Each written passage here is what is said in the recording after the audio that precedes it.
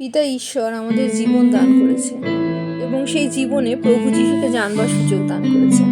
পিতা ঈশ্বরের ধন্যবাদ। পবিত্র বাইবেল দ্বিতীয় বিবরণী 31 অধ্যায় 6 পদে লেখা আছে, তোমরা বলবান হও ও সাহস করো, ভয় করিও না, তাহাদের হইতে মহাভয়ে ভীত হইও না, কেননা তোমার ঈশ্বর সদাপ্রভু আপনি তোমার সহিত যাইতেছেন। তিনি তোমাকে ছাড়িবেন না, তোমাকে ত্যাগ করিবেন না। পবিত্র আত্মার সহভাগিতা প্রার্থনা করি বিষয়টি বোঝার জন্য। পিতা ঈশ্বর সব সময় আমাদের সাথে আছেন, আমাদের কখনো তিনি ত্যাগ করেন না, ছেড়ে দেন না। পৃথিবী যখন সৃষ্টি করেছিলেন তখন তার সর্বশ্রেষ্ঠ সৃষ্টি পিতা ঈশ্বরের মানুষ ছিল, কিন্তু সেই মানুষকে তিনি দান করেছিলেন নিজের নির্বাচন ক্ষমতা, ফ্রি উইল, এবং সেই মানুষ ঈশ্বরকে না চুজ করে পাপের পথ চুজ করলো। ফলে তারা ঈশ্বরের কাছ থেকে দূরে চলে গেল। পৃথিবীতে এসে তারা বাস করলো এদেন উদ্যান থেকে বিতাড়িত হয়ে যাওয়ার পর। আদম হবার জন্য পাপ প্রবেশ করার সাথে সাথে এই পৃথিবীর দায়ভার চলে গেল শয়তানের ওপর, এবং সেই শয়তান আজও এই পৃথিবীতে রাজত্ব করছে। প্রভু যিশু তার পবিত্র রক্তের মাধ্যমে আমাদের সকল পাপ থেকে যেমন রক্ষা করেছেন, মৃত্যুতে প্রবেশ করে তিনি শয়তানকেও হারিয়ে দিয়েছেন।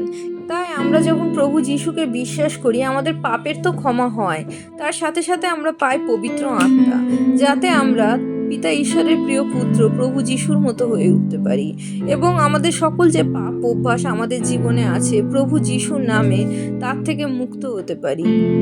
পৃথিবী তাই শয়তানের দখলে থাকলেও স্বর্গরাজ্য বিস্তারিত হবে। শয়তান প্রভু যিশুর কাছে পরাজিত হয়েছে, কিন্তু সেই রাজ্যের বাসিন্দা করা হবে। তাদের জোর করে পিতা ঈশ্বর তার রাজ্যের বাসিন্দা করবেন না। তিনি পবিত্র আত্মার সহযোগিতায় অনুপ্রেরণা জাগাবেন।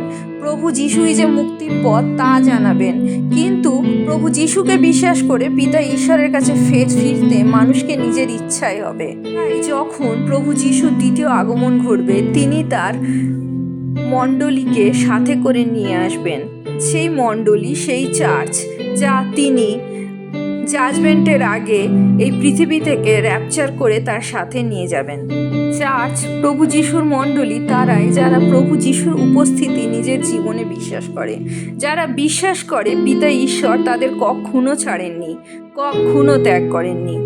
যেমন ইসরায়েল জাতিকে তিনি কখনো ছাড়েননি, প্রভু যিশুকে যারা আজ বিশ্বাস করে তারা পিতা ঈশ্বরের সন্তান।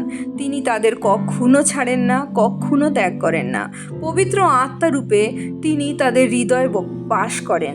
সাধু পল বলেন, তোমরা কি জানো না তোমাদের দেহ পবিত্র আত্মার মন্দির, যিনি তোমাদের অন্তরে থাকেন, যাহাকে তোমরা ঈশ্বর হইতে প্রাপ্ত হইয়াছ, আর তোমরা নিজের নও, কারণ মূল্য দ্বারা কৃত হইয়াছ। অতএব তোমাদের দেহে ঈশ্বরের গৌরব করো। আমরা বিশ্বাস করছি যে পবিত্র আত্মা আমাদের মধ্যে আছেন। প্রভু যিশু তার পবিত্র রক্তে আমাদের ক্রয় করেছেন। আমরা যখন প্রভু যিশুকে বিশ্বাস করি, তখন আমাদের দেহের মাধ্যমে, আমাদের কাজের মাধ্যমে আমরা পিতা ঈশ্বরের গৌরব করার সুযোগ পাই। কিন্তু খ্রিস্ট বিশ্বাসীর মধ্যে যে সমস্যা দেখা যায় তা হলো, আমরা ঈশ্বরকে তো বিশ্বাস করি, প্রভু যিশুকে বিশ্বাস করি, কিন্তু আমাদের জীবনে আমরা যে কাজ করি তাতে মনে হয় না যে আমরা আমাদের জীবনে পিতা ঈশ্বরের উপস্থিতি, পবিত্র আত্মারূপে যে তিনি আমাদের সাথে আছেন, প্রভু যিশুর আত্মা যে কখনো আমাদের ছেড়ে যান না, তা হয়তো আমরা বিশ্বাস করি। কখনো হয়তো আমরা ভুলে যাই এবং বলে ফেলি, কেন পিতা ঈশ্বর আমাদের ত্যাগ করেছেন আমাদের নিজেদের জীবনের পরীক্ষার পরিস্থিতিতে, প্রতিকূল পরিস্থিতিতে। অথবা আমরা যে কাজগুলো করি তো তা পবিত্র আত্মার সহভাগিতায় পূর্ণ কাজ নয়, প্রভু যিশুর আজ্ঞা পূর্ণ কাজ নয়, বরং পৃথিবীর মানুষ যা করছে তাদের মতোই কাজকর্ম করি। ঈশ্বরকে বিশ্বাস করে না পৃথিবীতে খুব কম মানুষই পাওয়া যায়। যাকব তো তার পত্রে বলেন, তুমি বিশ্বাস করিতেছ যে ঈশ্বর এক, ভালোই করিতেছ। ভূতেরাও তাহা বিশ্বাস করে এবং ভয় কাঁপে।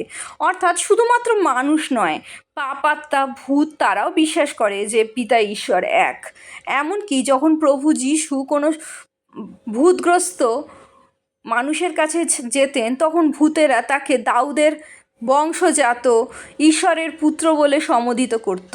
অর্থাৎ তারা জানতো প্রভু যিশু ঈশ্বর, এবং তিনি যখন এসেছেন তখন তাদের সেই ভূতগ্রস্ত মানুষকে ত্যাগ করে যেতে হবে।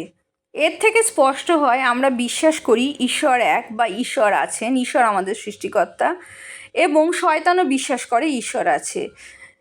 কিন্তু আমাদের সাথে ভূতেদের পার্থক্য হলো সেটাই যে আমরা বিশ্বাস করি যে প্রভু যিশুর আত্মা আমাদের অন্তরে থাকেন, তিনি আমাদের সাথে উপস্থিত এবং তার আজ্ঞা পালন করলেই আমরা তার অনুগ্রহ লাভ করতে পারি। কিন্তু শয়তান সেই আজ্ঞা বা ঈশ্বরের কথা শোনে না, পালন করে না, তাই সে ভূত, তাই সে শয়তান, তাই সে পাপাত্মা। আমরা ঈশ্বরকে বিশ্বাস করি, তা মুখে বলছি, কিন্তু আমাদের জীবনের প্রতিকূল পরিস্থিতিতে যখন তার উপর ভরসা রাখতে পারছি না, নিরাশ হয়ে পড়ছি, প্রভু যিশুকে বারবার প্রশ্ন করছি প্রার্থনায়, কেন আমার সাথেই এরকম হচ্ছে, তখনই আমরা পিতা ঈশ্বরকে, প্রভু যিশুকে সন্দেহ করছি। যারা আমাদের জীবনে প্রতিকূল পরিস্থিতির সৃষ্টি করছে, তাদের প্রতি আমাদের ব্যবহার যখন পৃথিবীর মানুষের মতোই হচ্ছে, তাদের যখন আমরা ঘৃণা করছি, তাদের যখন আমরা আমাদের শত্রু মনে করছি, তখন আমরা প্রভু যিশুকে বিশ্বাস করছি যে তিনি আছেন, কিন্তু তার আজ্ঞা পালন করছি না। আমাদের জীবনে সমস্যা আসবে। প্রভু যিশুকে বিশ্বাস করা মানে যে পৃথিবীর শয়তানের পরিকল্পনা, আমাদের নিজেদের যে পার্থিব চাহিদা, তা আমাদের জীবনে প্রতিকূলতা আনবে না, তা কিন্তু নয়। প্রভু যিশুকে বিশ্বাস করা মানে যে আমরা পাপে পতিত হব না, তা কিন্তু নয়। কিন্তু আমরা যাই করি না কেন, যে কোনো পরিস্থিতি থাকি না কেন, প্রভু যিশু আমাদের সাথে উপস্থিত আছে, তার আত্মা আমাদের সাথে উপস্থিত আছে। পাপ করে ফেললে পবিত্র আত্মা দুঃখ পায়, কিন্তু আমরা যদি ক্ষমা চাই এবং পবিত্র আত্মার সহভাগিতা প্রার্থনা করি, প্রভু যিশুর রক্তে আমরা ধৌত হয়েছি, আমাদের সকল পাপ ক্ষমা হয়েছে।